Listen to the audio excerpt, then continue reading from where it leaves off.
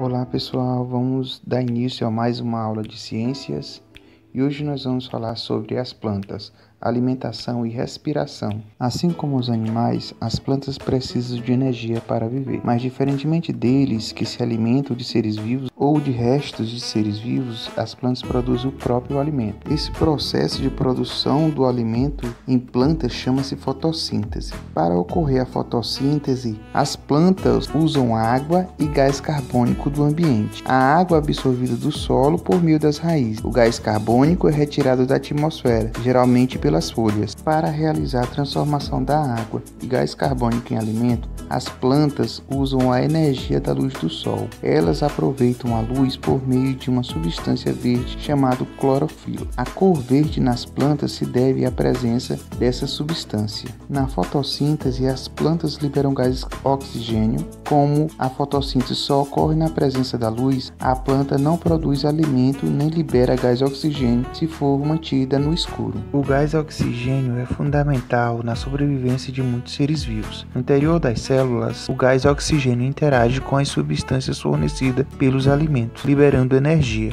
Esse processo recebe o nome de respiração. E na respiração, as células também produzem e eliminam o gás carbônico. Nas plantas, a superfície das folhas apresenta pequenos orifícios por onde os gases da respiração e da fotossíntese são absorvidos e eliminados. Durante o dia, as plantas fazem a fotossíntese e também respiram. Durante a noite, as plantas não fazem a fotossíntese. A respiração, no entanto, continua ocorrendo, ou seja, a planta absorve gás, oxigênio e elimina gás carbônico, diferente dos animais, que apresentam diferentes estruturas para absorver o gás oxigênio e eliminar o gás carbônico. Agora vamos ver um vídeo da editora Moderna.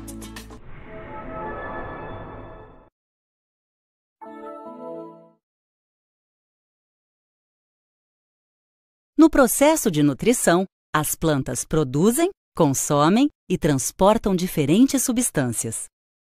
Elas obtêm água e sais minerais do substrato e utilizam o gás carbônico do ar e a luz solar para fabricar seu próprio alimento.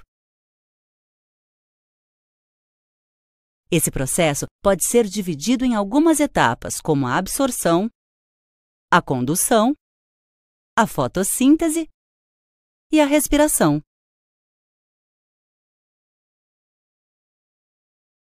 Na absorção, a raiz da planta retira do substrato principalmente água e sais minerais.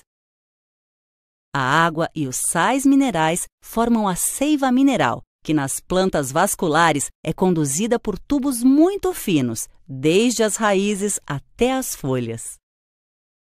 Dois mecanismos principais atuam na condução da seiva mineral.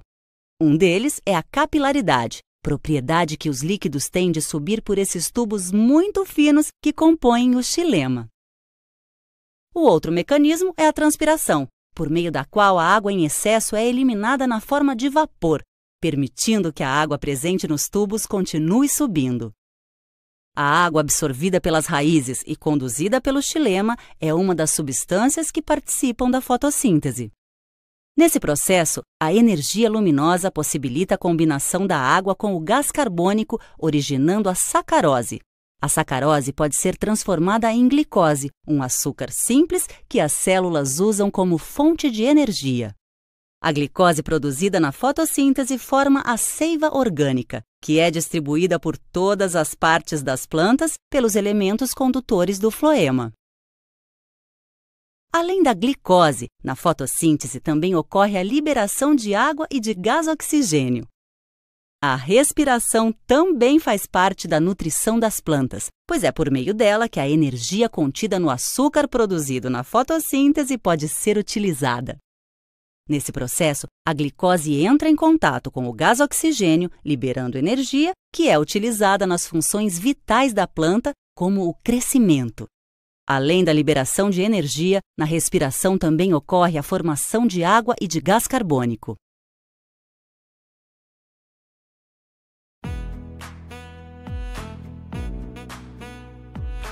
A partir do que aprendemos sobre a respiração e alimentação das plantas, vamos praticar um pouco. Faça suas atividades e bons estudos.